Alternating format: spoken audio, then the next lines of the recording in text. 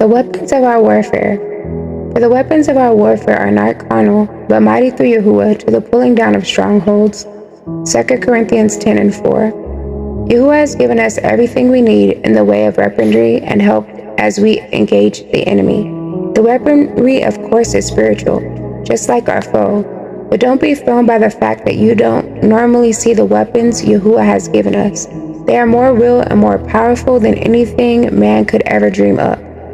And our help, Yahuwah himself, the Ruach HaKodesh, Yahusha, the Malakim, the cloud of witnesses, the Kodashim, the prophets, and living creatures. Yahuwah can use whomever he chooses to use. All of Shamaim and more is at his disposal. The blood of Yahusha. And they overcame him through the blood of the Lamb and by the word of their testimony. And they loved not their lives unto death. Revelations 12:11. In deliverance sessions, where evil Ruach hosts are cast out or exorcised from people, nothing seems to torment evil Ruach more than hearing about the blood of Yahusha. This seems to weaken them and remove their resolve to resist. This would include scriptures about the blood, songs about the blood, the profession that the person is washed in the blood of the Lamb, etc. Regardless of whether you are dealing with an evil Ruach in a person or an evil spirit in a situation, the power of the blood of Yahusha cannot be overemphasized. His blood is a mighty weapon of warfare. I heard a testimony from a former witch who had come to Hamashiach concerning the power of the blood of Yahusha. It seems this woman's coven had decided to concoct some evil against a little girl who lived across the street from this former witch. Every day, however, as the little girl would leave for school, the mother would declare the blood of Yahusha over her daughter. Years later, after the witch had gotten saved, she repented to the woman and said, "We had tried to harm your little girl, but she always had spiritual covering over her that we could not penetrate. The blood of Yahusha was that covering." Power in the blood. For this is my blood of the covenant, which is poured out for many for the forgiveness of sins. Matthew 26:28. The blood of Yahusha provides many things for us. In him we have redemption through his blood, the forgiveness of sins in accordance with the riches of Yahuwah's grace. Ephesians 1:7. But if we walk in the light as he is in the light, we have fellowship with one another, and the blood of Yahushua HaMashiach, his son, cleanses us from all sin. 1 Yehuchanan 1:7. Therefore, brethren, having boldness to enter the Kudash, the holiest, by the blood of Yahusha. Hebrews 10:19. Then Yahusha said to them, Most assuredly I say to you, unless you eat the flesh of the Son of Man and drink his blood, you have no life in you. Yehuchanan 6:53. He who eats my flesh and drinks my blood abides in me and I in him. Yehuchanan 6:56. Therefore Yahusha also, that he might sanctify the people with his own blood, suffered outside the gate. Hebrews 13:12. All of the things that Adonai Yahusha provided through the shedding of his blood must be appropriated by the believer. It's not enough that he did it, shed his blood. We must accept the provision by Amunah and apply it to our lives and circumstances. We know the blood of Yahusha.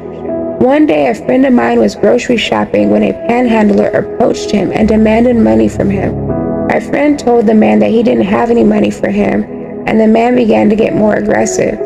Finally, it got to the point that my friend thought that he might have to defend himself against the man. So he simply said, "The blood of Yahusha against you."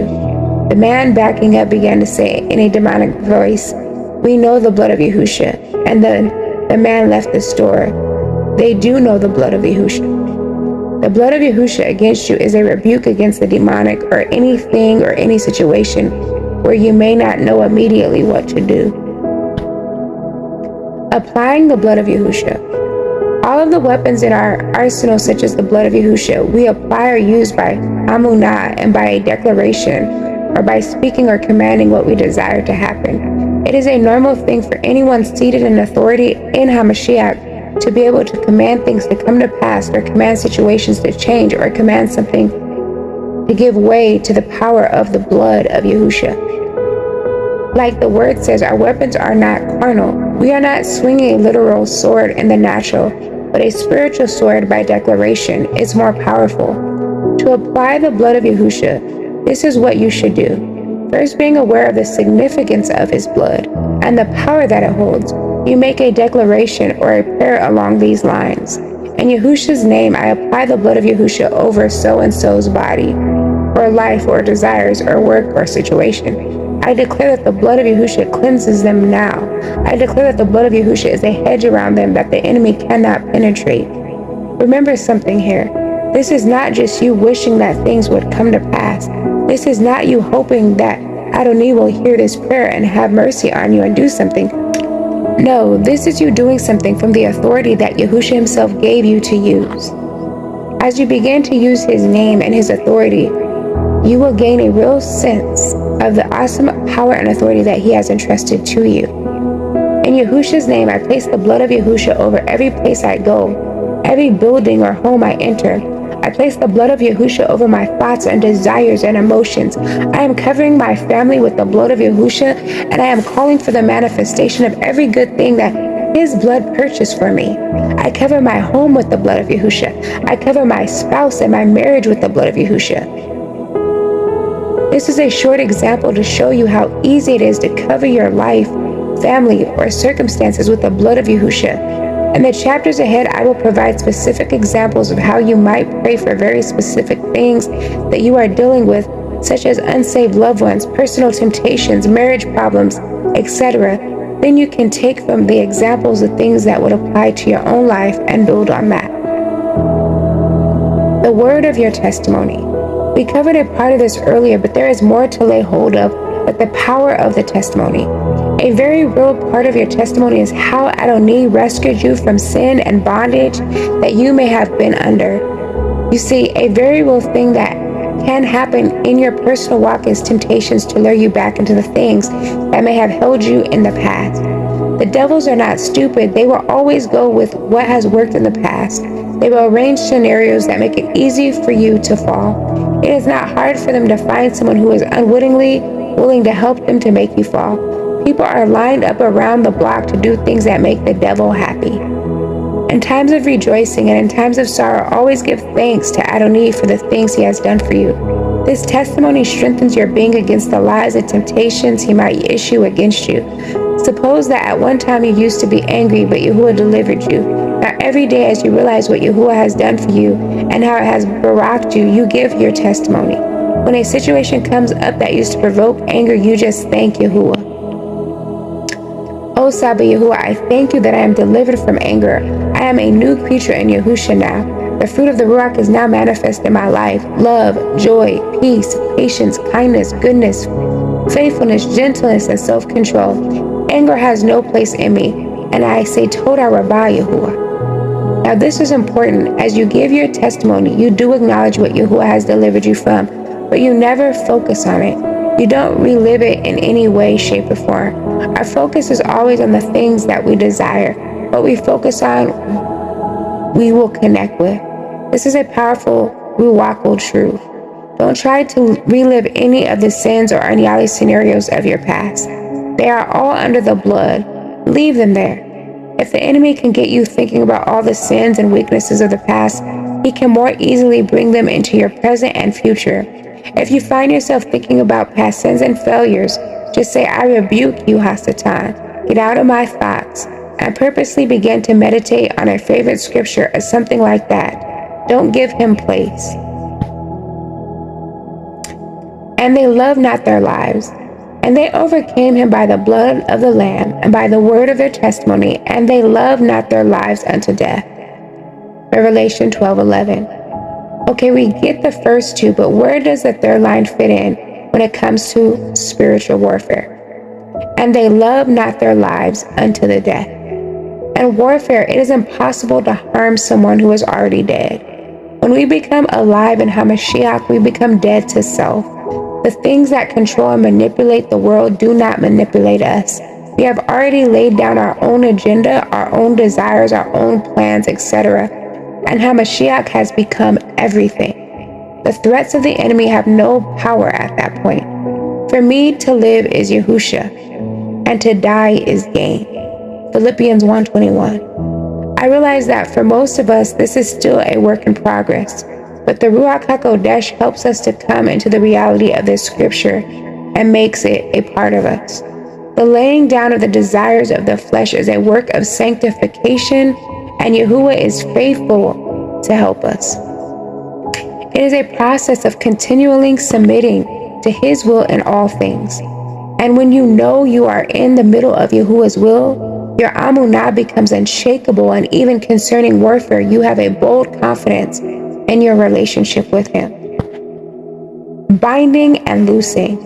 Binding is the act of tying or wrapping, or to tie the hands or feet to prevent escape or movement, to confine, restrain, or restrict as if with bonds, to tie together or to constrain with legal authority, to forbid by indisputable authority.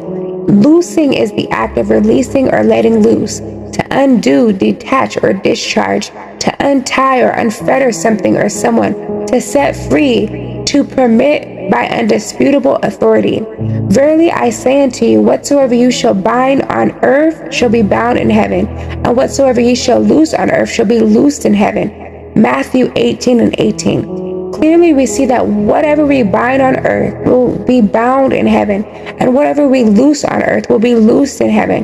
What exactly does this mean for us, and how exactly do we accomplish this? What are the practical steps that make this scripture so important to us? And I will give unto thee the keys of the kingdom of heaven, and whatsoever thou shalt bind on earth shall be bound in heaven, and whatsoever thou shalt loose on earth shall be loosed in heaven. Matthew 16:19. And Matthew chapter 16, Adoni is speaking to Kepha and the other apostles, to many who are religious but who do not embrace the fact that we have a supernatural Besorah. This only means that Yahushua was giving the permission to preach the Besorah. But I, as well as many others, believe that this commissioning is more encompassing than that. The word whatsoever is a very open-ended word. This was Adonai Yahushua giving us his followers heavenly authority. This authority is vast and powerful, and a very useful spiritual weapon. How do I know that this binding and loosing is effective for us today? On earth as it is in heaven. When the scripture says whatsoever thing you bind on earth, it is speaking of the place where we are. We are on earth in the natural realm, as well as the heavenly realm. We speak or make decrees with our natural voices in the natural realm, but the power of the things we say carry great weight in the Ruach spiritual realm. The phrase shall be bound in heaven is speaking expressly about the spirit realm. Evil Ruachos are beings that occupy the Ruach realm, and when we bind them in the natural realm, that authority causes them to be bound in the Ruach realm where they are. If nothing else, as you read this book, you should lay hold of the fact that you can literally create the reality you live in with the words you speak. Yahuwah has given us incredible power and authority through the spoken word to use against the demonic or to use in Baraka as well. Death and life are in the power of the tongue, and they that love it shall eat the fruit thereof. Proverbs 18:21. For verily I say unto you, that whatsoever shall say unto this mountain, be thou removed, and be thou cast into the sea, and shall not doubt in his heart, but shall believe that those things which he saith shall come to pass, he shall have whatsoever he saith. Mark 11:23. In Mark chapter 11, Yahushua makes it clear that you can have what you say. This, of course, extends over the area of warfare and deliverance as well. If there is some mountain blocking your baraka or your life in some way, speak to that mountain and command it to move. Please clarify your command. One evening, not so long ago, I was doing warfare on behalf of a young man. I had been binding the demon who was controlling his behavior. After about maybe an hour or so of this binding, I was suddenly drawn into the Ruach realm and found myself standing in front of the demon that I had been binding. This demon was a little larger than me and had a demonic appearance, but I was not in the least afraid or intimidated by him. By Yahuwah's grace, the demon then spoke to me. He said, "Am I bound here, or am I just bound from him?" Referring to the man. After this evil Ruach asked me this question, I began to have an increased sense of authority that Yahuwah has given us, and just how specific we could be in using it. Of course, I then told the evil Ruach host that he was bound in every way, that he was not to move, communicate, or manifest in any way, shape, or form. I then came back out of that realm and realized that my time of warfare was over for the evening and that it had been successful. Binding and loosing. I also say to you that you are Kepha, and upon this rock I will build my assembly, and the gates of Sheol will not overpower it. I will give you the keys of the kingdom of heaven, and whatever you shall bind on earth shall be bound in heaven, and whatever you shall loose on earth shall be loosed in heaven. Matthew 16:18 through 19. Binding. We obviously cannot bind someone's free will.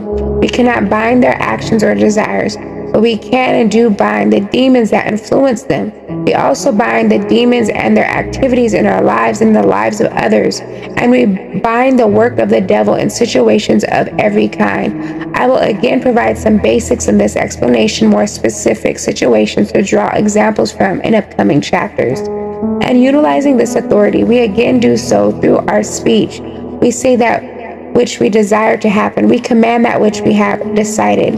Job 22:28.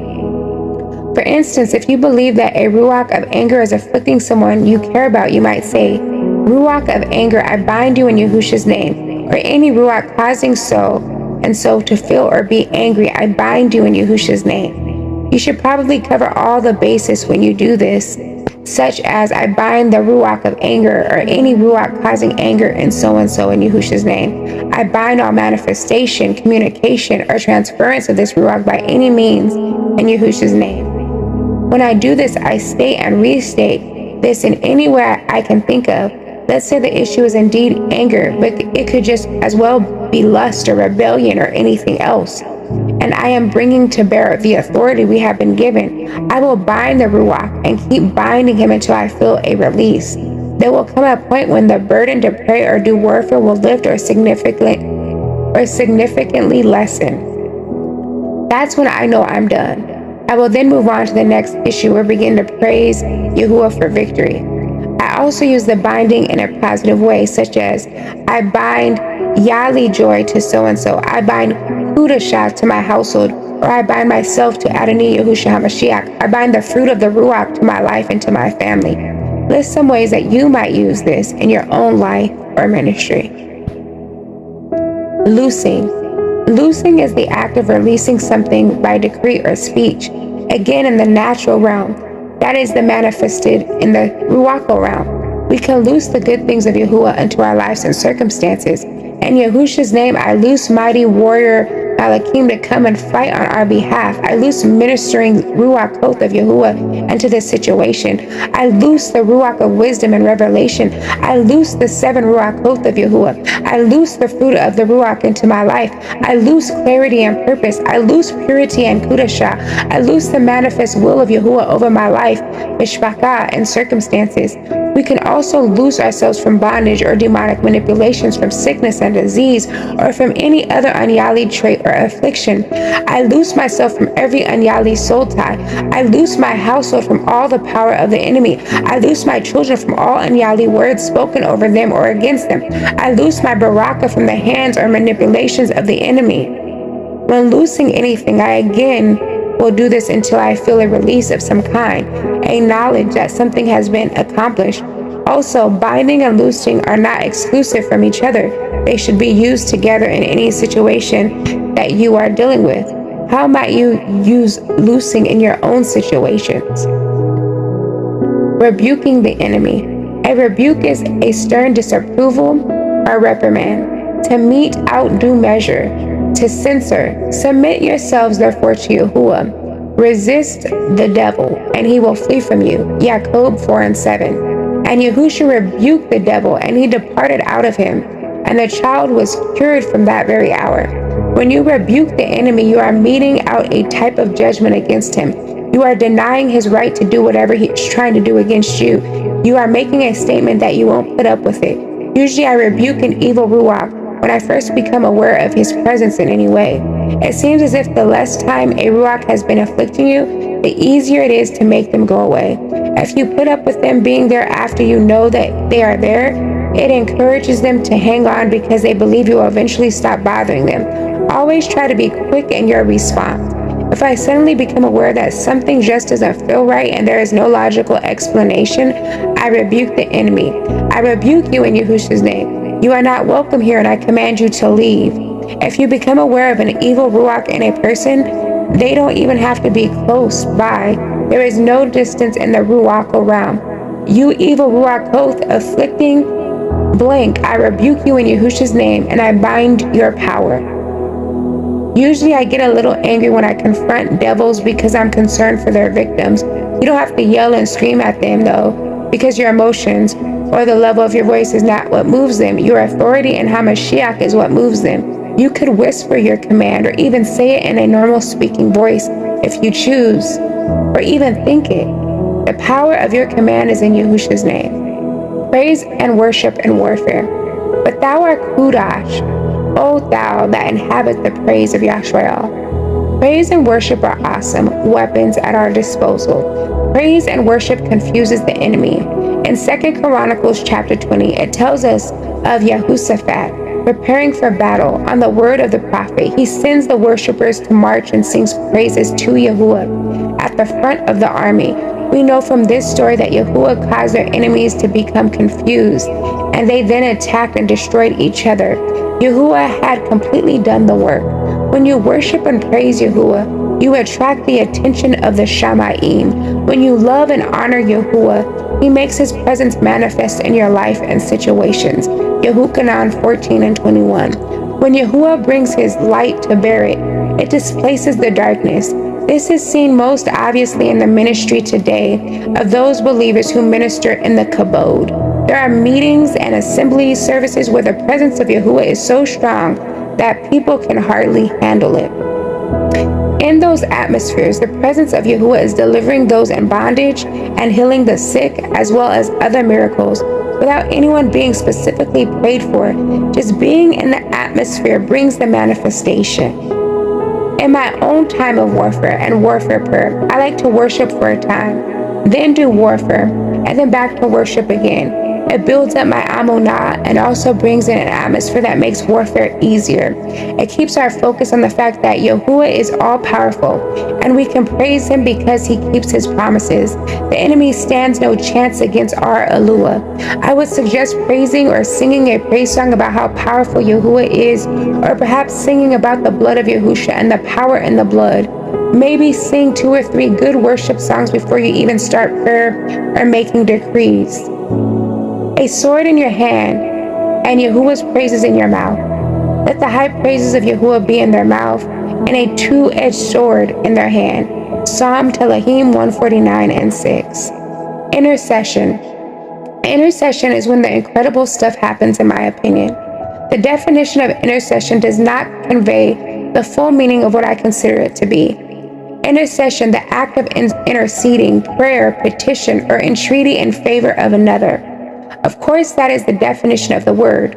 But in my own life, because I do believe that we have incredible and undeniable power through Yahushua, I always see intercession as having accomplished something. If I can redefine the definition with amunah, I would say that it is the act of interceding with change coming about as the result. I will tell you a secret about intercession. With the authority of Yahushua and a heart that says, I will allow Yahuwah to use me in intercession, there is nothing beyond your realm of possibility. No bondage or sickness or demonic foe will withstand you. I have always believed and seen the reality of this. If you are willing to pray until you see the breakthrough, you will see the breakthrough. This is a major place that the enemy has had victory over, the Kodashim of Yahuwah. Most believers grow weary, just shy of their victory. I know that sounds cliche, but it's true. Intercession of the magnitude that moves mountains is the kind that will never quit. It's the kind that says, I will believe Yahuwah and look for his victory. Let me give you a couple examples concerning intercession. An evangelist who asked to pray for a young girl that was dying of a diseased organ. The girl had perhaps only days to live, and the doctor said there was nothing more they could do. The evangelist was led of Yahuwah to pray for more than a full day continually. This evangelist, along with his wife, prayed for this girl for more than one full day. When they were done, Yahuwah told them, "It is done." The doctors had no explanation, but the girl was no longer dying, but had a brand new organ.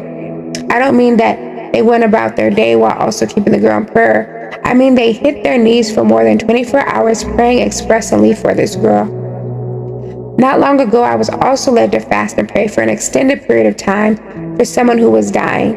Although I went about my normal day, I also kept the person in prayer that Yahuwah led me to pray for. In the evenings, I would pray with more focus because that is when I had the time to do so. I was binding and rebuking sickness, disease, and death in every day for many days.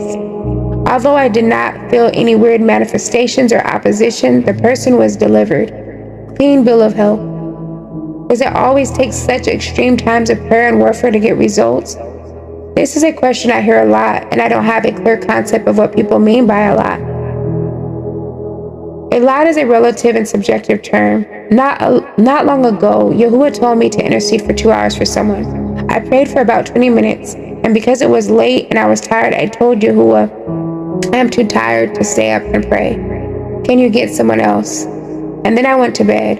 At about 1 o'clock in the morning, I got a phone call to take them to the hospital.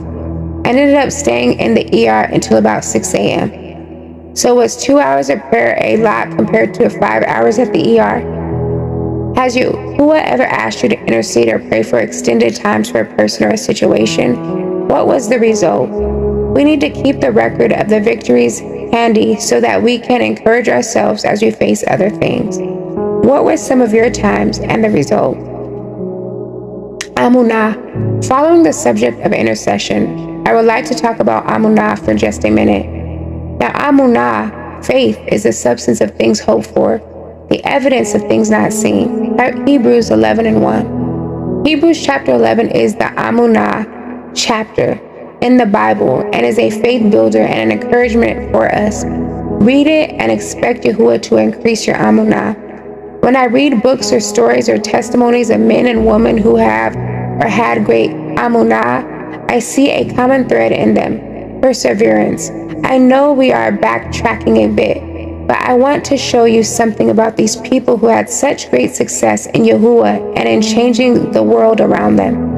A young man in a wheelchair is wheeled up to the front after the service for prayer.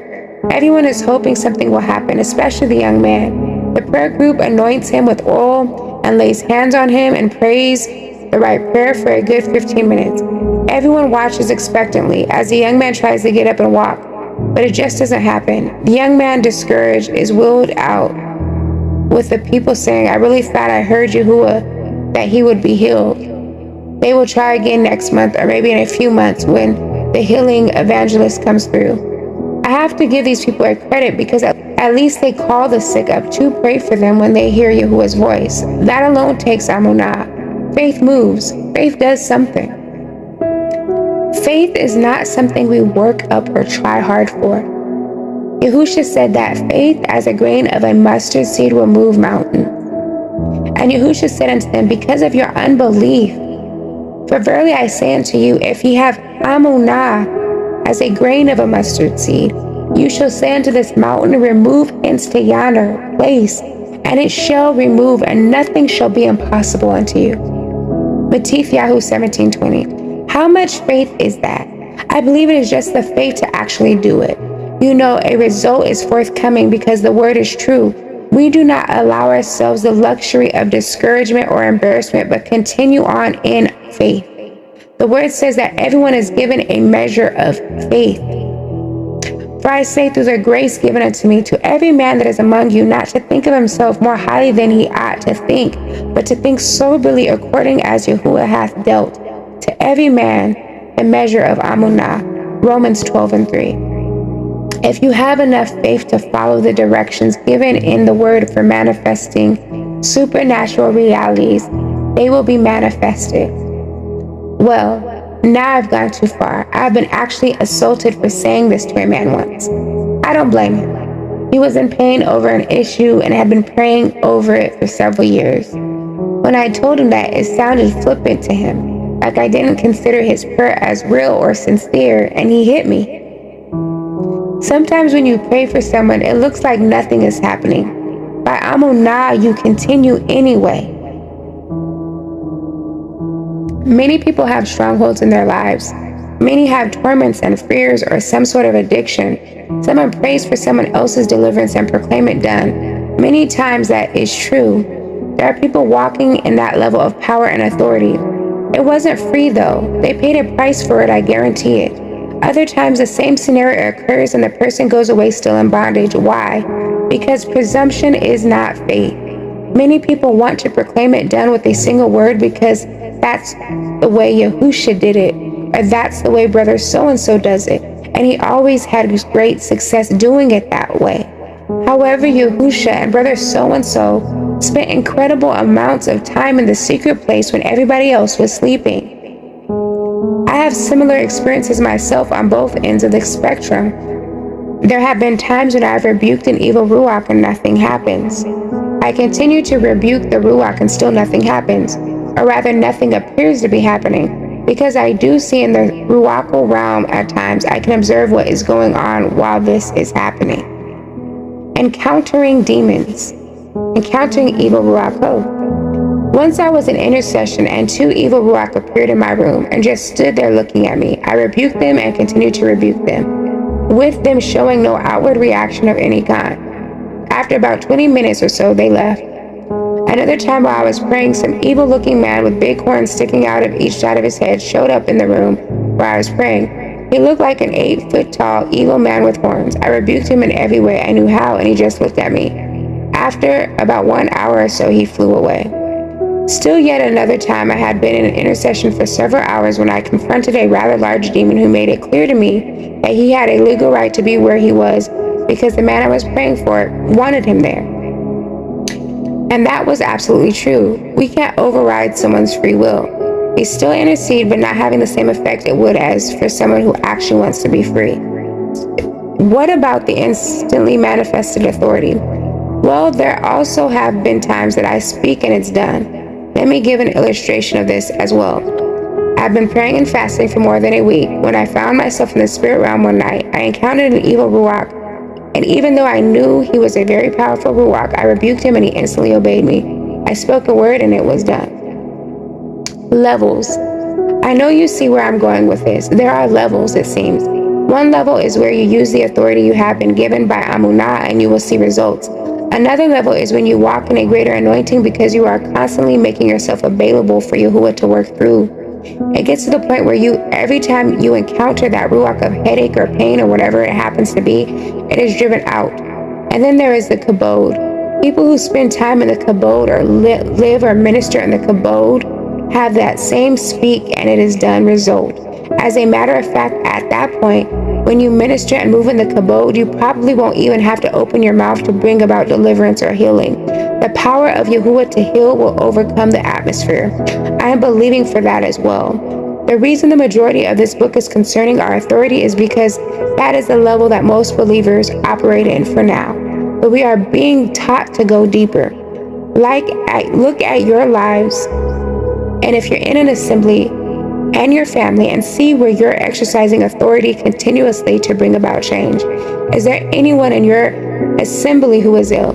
Is there anyone in your life who is ill or bound or depressed or discouraged? Make a list of miracles that you would like to see happen and realize that it will be well worth it to lay hold of your rights and get violent in your authority to see the miracle. What are some of your own experiences with ministry? Have you always had to battle? Do the answers sometimes manifest instantly? Share your victories and failures and talk about possible reasons why. The power of agreement. Again, I say unto you that if two of you shall agree on the arets as touching anything that they shall ask, it shall be done for them of my Father which is in heaven. Matthew 18:19. For where 2 or 3 are gathered together in my name, there I am in the midst. Matthew 18:20. There is power in a prayer of agreement. If one can put 1,000 to flight, 2 can put 10,000 to flight. Deuteronomy 32:30. This is something we should take advantage of as much as possible.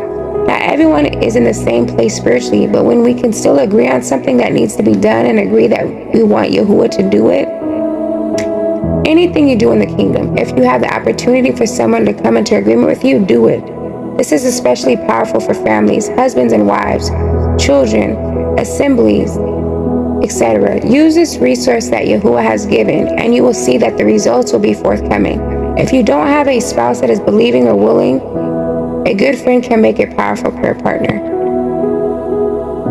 Another threefold cord, prayer. Confess your faults one to another, and pray one for another, that ye may be healed. The effectual fervent prayer of a righteous man availeth much.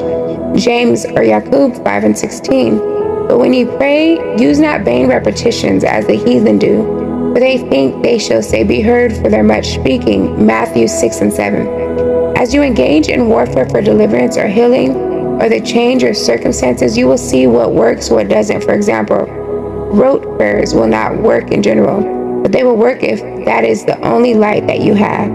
Just the fact that you bring your needs to Yahuwah will be enough, even if you don't know all the right words on your own. But prayer is the most powerful thing you can ever do in this world to change or influence anything. Pray real prayers from your heart. Don't posture or try to put on airs. Just make your request known to Yahuwah and know that He hears you. Fasting. And when you fast, do not look gloomy like the hypocrites, for they disfigure their faces that their fasting may be seen by others. Truly I say to you, they have received their reward. But when you fast, anoint your head and wash your face, that your fasting may not be seen by others, but by your Abba who is in secret, and your Abba who sees you in secret will reward you. Matthew 6:16-18. Is not this the fast that I have chosen, to loose the bands of wickedness, to undo the straps of the yoke, to let the oppressed go free, and to break every yoke? Isaiah Yeshayahu 58:6. Really, this entire chapter of Yeshayahu 58 is a helpful guide. Fasting is a way of humbling yourself. It is a way of denying your flesh so that your Ruach man has full reign for whatever reason or task at hand. Anytime you seek to access spiritual realities, gifts, fruits of the Ruach, fasting is a way to clear the clutter. In conjunction with prayer, it takes things to a new level. One of the most phenomenal deliverances Yahuwah has ever used me for occurred at the end of a fast. If you have never tried it, I would encourage you to do so. Giving. How does giving figure into a threefold cord? Because giving is an act of obedience. Sometimes we don't want to hear about that because of all the scammers and the TV people and the Christianity how they've taken advantage of our giving. That does not negate the principle nor the reality, however. Every man according as he has purpose in his heart, so let him give, not grudgingly or of necessity. For Yahuwah loveth a cheerful giver, and Yahuwah is able to make all grace abound toward you, that ye always having all sufficiency in all things make abound to every good work. 2 Corinthians 9:7-8. It does seem like every time I hear a message on giving or sowing seed, it has to do with financial prosperity or getting something financial from Yah, which we know is been corrupted. But some of the greatest baraka Yahuwah has given me through sowing had nothing to do with money, but rather obedience on my part, and the yield was something money could not buy. I can't give the details of this particular testimony, but I would still like to convey as much as I can because of the element of giving. I have been praying for something serious and personal for several months, believing Yahuwah to do something big on my behalf. In the midst of this time, I suddenly heard Yahuwah say that He wanted me to sow a rather large seed. At that time, I did not see any relationship between the two. Yahuwah then supernaturally actually gave me the seed to sow. This has happened many times, and I encourage you to ask Yahuwah to give you a seed to sow. At that time, it was the largest amount I had ever sown at one time. But since I clearly heard His voice and He did actually give me the seed also, I sowed it. I did not know what the purpose was. Within 2 weeks of having sown the seed, one of the major breakthroughs in my life manifested and has altered the course of my family. It is powerful. prayer, fasting, and giving, a powerful threefold cord. Think of the times you have fasted and prayed. What was Shammai's reaction? Can you trace any baraka from Yahuwah to seeds you have sown? What are they? There were a lot of topics covered in this chapter, things that are vital in the Baraka warfare. Ask the Ruach HaKodesh to give you great clarity in using the weapons of warfare, and that he would make it natural to you.